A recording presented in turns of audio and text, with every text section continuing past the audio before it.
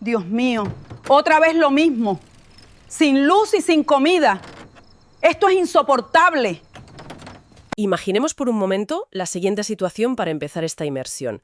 Alguien se levanta por la mañana, abre la nevera y, bueno, absolutamente todo lo que hay dentro está podrido, va al grifo a por agua, lo abre y no cae ni una sola gota.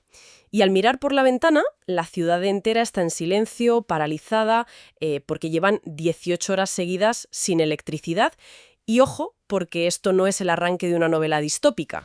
¿Qué va, qué va? Es la realidad operativa pura y dura. Es el escenario base que describen unos documentos de inteligencia militar fascinantes, fechados en abril de 2026, que tenemos hoy sobre la mesa. Exacto. Y bienvenidos y bienvenidas a un nuevo análisis detallado.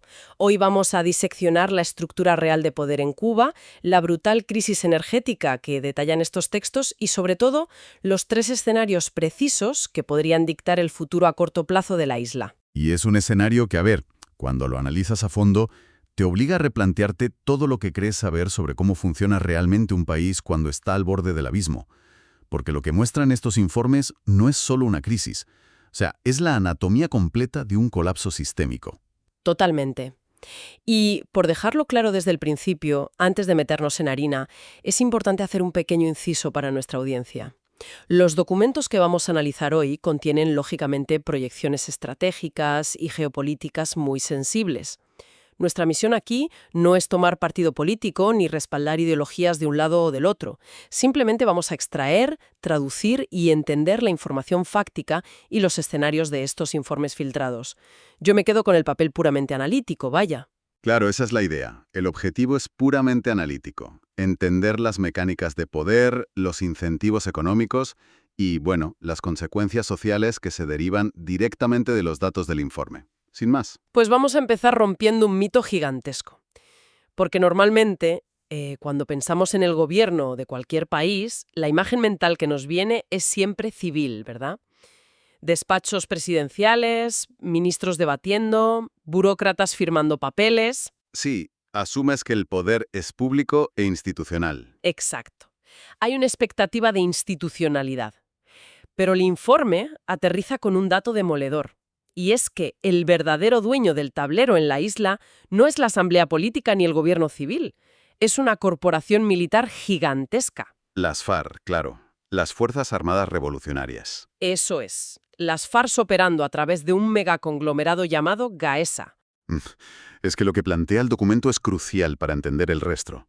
No se puede entender el futuro del país mirando a sus políticos civiles. La cúpula directiva y el alto mando militar no son dos entidades colaborando, o sea, son exactamente la misma junta corporativa. GAESA, que es el Grupo de Administración Empresarial, controla de facto casi la mitad de la economía cubana.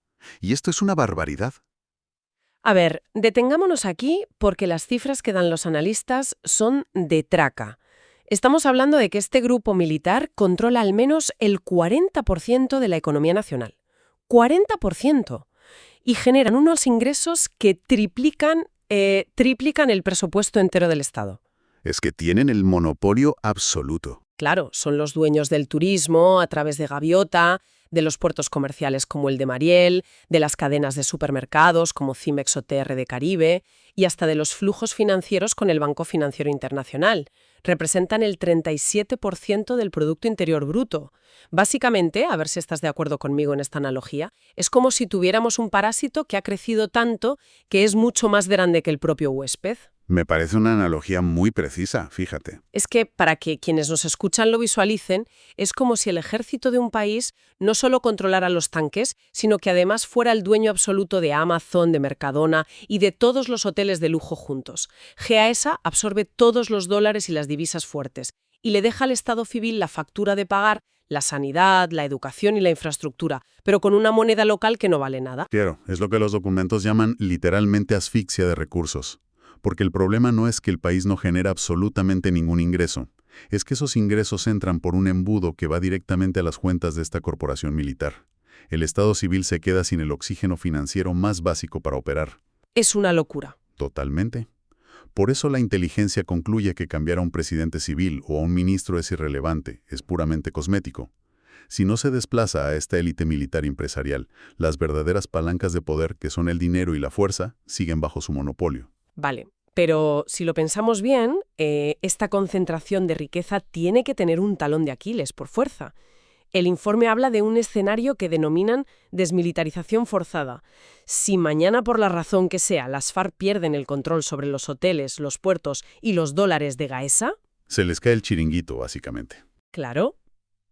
Pero mi pregunta es, ¿pierden automáticamente el músculo para reprimir o controlar al país?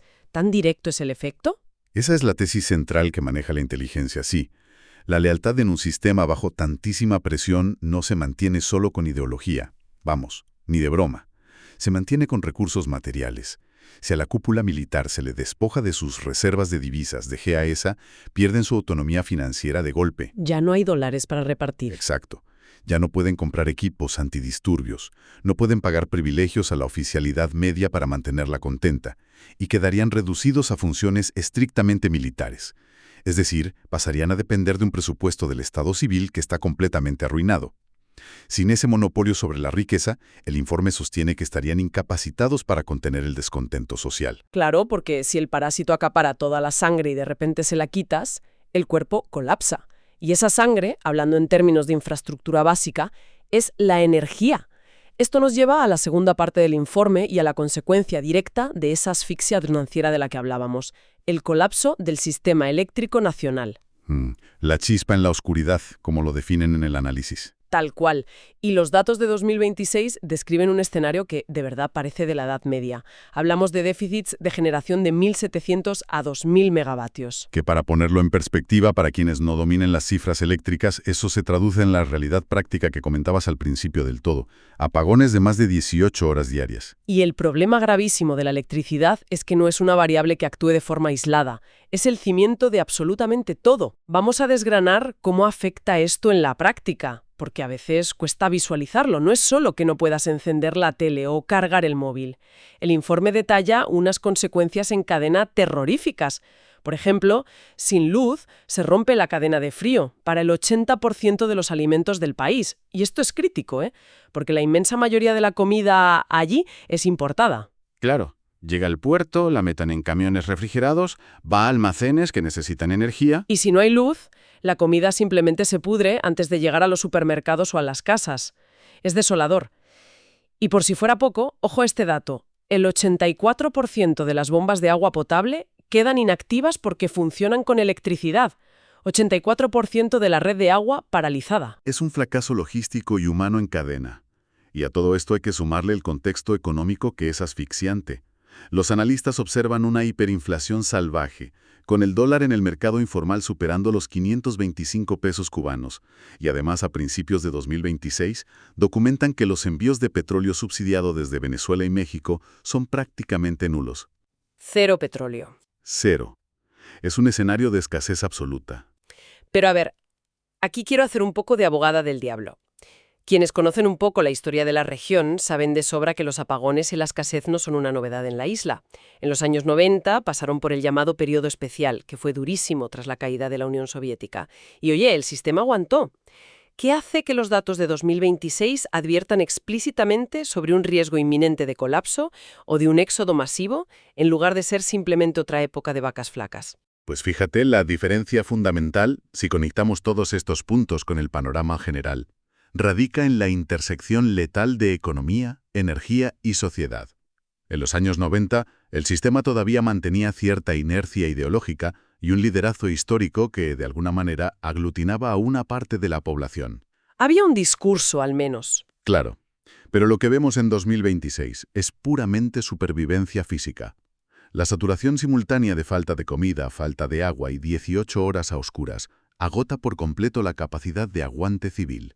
Transforman esa inercia o resignación en movilizaciones físicas reales que desbordan cualquier intento de control local. Es que ya no hay narrativa que sostenga eso. Ninguna.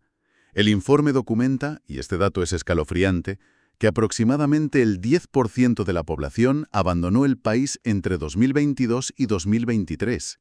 Un 10% en un periodo tan corto es un impacto demográfico sin precedentes, y los que no pueden irse protestan. Sí, aquí mencionan casi 300 protestas importantes documentadas, incluyendo cacerolazos masivos en La Habana y matanzas.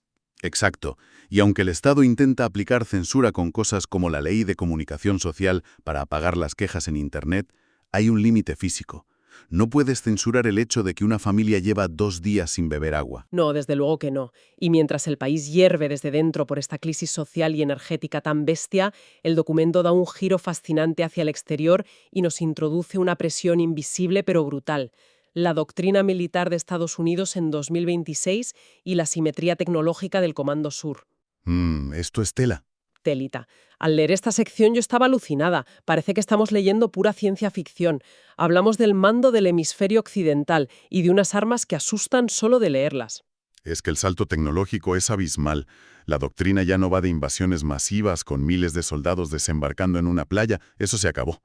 Se basa en una asimetría tecnológica aplastante que busca la disuasión absoluta. Sí, el informe describe 3 variantes concretas de intervención. La variante 1 es lo que llaman guerra híbrida. Hablan de un cerco naval, la operación Lanza del Sur, y luego meten los ataques electromagnéticos, el CEMA, para neutralizar las comunicaciones de las FARC, además de guerra cognitiva para fracturar a la élite. O sea, aislarlos completamente sin pegar un tiro. Y luego tienes la variante 2, que es la supresión a distancia. Misiles de precisión extrema, los PSM, y enjambres de drones autónomos, los Altius 600, para saturar cualquier defensa antiaérea que les quede. Madre mía, ¿enjambres de drones? Y la tercera ya es la invasión física, pero igual de futurista. Uso de helicópteros B-280 Valor, tanques Abrams modificados, los M1E3, y blindados de infantería mecanizada XM30. Pero es que por encima de todo esto, y aquí es donde la cabeza me hace boom, mencionan el contexto aeroespacial, el sistema Golden Dome. El Golden Dome es el elemento más desestabilizador, sin duda. Para entender esta simetría, los documentos lo describen como una red de satélites de órbita baja, satélites LEO, controlados por inteligencia artificial. Son capaces de destruir misiles balísticos en su fase de impulso y, ojo, pueden ejecutar ataques preventivos hipersónicos desde el espacio. A ver, paremos un segundo porque esto plantea una pregunta muy evidente. Viendo la situación interna de la isla que acabamos de describir, con cacerolazos en la oscuridad porque no hay luz ni para el agua, pensando en todo este despliegue, ¿no es matar moscas a cañonazos? O sea, ¿por qué desplegar inteligencia artificial en milisegundos y drones contra un ejército que casi no tiene combustible para sus camiones? ¿No se convierte el simple conocimiento de estas armas en un arma psicológica en sí misma contra las FARC? Ahí le has dado. Esto plantea una cuestión vital en la estrategia militar moderna. El objetivo principal de Estados Unidos con toda esta doctrina no es hacer un desembarco ni destruir edificios. Buscan generar lo que llaman ambigüedad orbital. Saben que cualquier resistencia convencional está obsoleta. Lo que quieren es acelerar y colapsar el ciclo de decisión de la jerarquía militar, el famoso ciclo UDA. Observar, orientar, decidir y actuar. O sea, paralizarlos por el pánico. Exacto. Imagínate los generales de las FARC sabiendo que, si dan una orden por radio, un dron autónomo o un satélite del Golden Dome puede aniquilar su posición en milisegundos sin que haya margen de reacción humana. Buscan que ese terror a la simetría tecnológica fracture la cohesión del liderazgo militar antes de que siquiera piensen en disparar. Es pura guerra psicológica. Vaya tela. O sea, hacerles dudar de su propia sombra. Y fíjate cómo esto conecta perfectamente con la parte final del informe, que es la más resolutiva. Con este cóctel en la mesa, por un lado el interior colapsando por los apagones y la economía, y por el otro un exterior tecnológicamente inalcanzable presionando la mente de las élites, las fuentes delinean 3 escenarios probables para los próximos 6 a 24 meses. Y además con porcentajes precisos. Sí, es prospectiva de alto nivel. El escenario 1, al que le dan solo un 15% de probabilidad, es la continuidad controlada. 15% es muy poco, ¿eh? Muy poco. Este escenario supone que consiguen algún tipo de combustible externo mínimo, quizá apoyándose en los BRICS o en Rusia in extremis, y logran mantener la red eléctrica a duras penas. Y lo más importante, que la élite militar y Gaesa no se fracturan. El sistema aguanta, pero vamos, con respiración asistida. Vale, luego tenemos el escenario 2, que es el más probable según la inteligencia. Le dan un 65% de opciones y lo llaman deterioro progresivo. Este es el escenario inercial, básicamente una agonía lenta. El dólar informal llega a los 600 pesos, los apagones continuos se normalizan, hay cortes brutales en la canasta básica, el Estado sobrevive a base de represión rápida y pequeñas concesiones logísticas, dando un poco de arroz aquí o allá para calmar las calles puntualmente. Y el éxodo de la población continúa de forma paulatina. Es decir, no se soluciona nada, solo van poniendo parches mientras el país se vacía. Pero claro, esto nos deja con el escenario 3. La crisis aguda o colapso repentino. Le dan un 20% de probabilidad. Y en términos de geopolítica, un 20% para un colapso total es una barbaridad. Es un riesgo altísimo. Aquí es donde los apagones se vuelven ininterrumpidos y las protestas se hacen masivas y simultáneas por todo el país. El Estado es incapaz de censurarlas y la ley de comunicación social fracasa estrepitosamente porque la realidad les pasa por encima. Y aquí llegamos a la variable decisiva. Porque el informe dice claramente que ni el hambre, ni los apagones, ni la presión externa tumban al sistema por sí solos. Subrayan que el cambio real solo ocurre por una cosa: la fractura de las Fuerzas Armadas. Entonces, ¿qué significa todo esto? Que de forma casi trágica para la sociedad civil pueden haber protestas constantes y un colapso eléctrico total, pero la puerta hacia un cambio de sistema solo se abre si los que tienen las llaves, es decir, la élite militar y de Gaisa, se dividen y se pelean entre ellos. Sí, esa es la conclusión estructural de la inteligencia. Y el detonante de esa fractura sería la asimetría del sufrimiento dentro del propio ejército. Claro, ¿no sufre igual el general que el soldado? Evidentemente. Un general de Gaisa tiene dólares y generadores eléctricos en su mansión, pero un oficial de rango medio o un soldado de infantería, cuando vuelve a su casa ve a su familia bebiendo agua sucia y sin luz. Si a esa duda moral le sumas el miedo paralizante a las armas de Estados Unidos, la cadena de mando se rompe, un capitán se niega a reprimir a sus vecinos, los generales empiezan a tomar decisiones contradictorias para salvarse el pellejo y el bloque colapsa. Madre mía. Si el núcleo de poder se mantiene unido, el sistema resiste el desgaste. Pero si se quiebra bajo toda esta presión combinada, la transición es inevitable. ¡Qué crudo! Es crudo, pero es la realidad de cómo funcionan estas estructuras. Pues la verdad es que es un análisis clínico que nos recuerda algo fundamental para quienes nos escuchan. Estar bien informado no es solo conocer las noticias sobre protestas o saber a cuánto está la inflación hoy.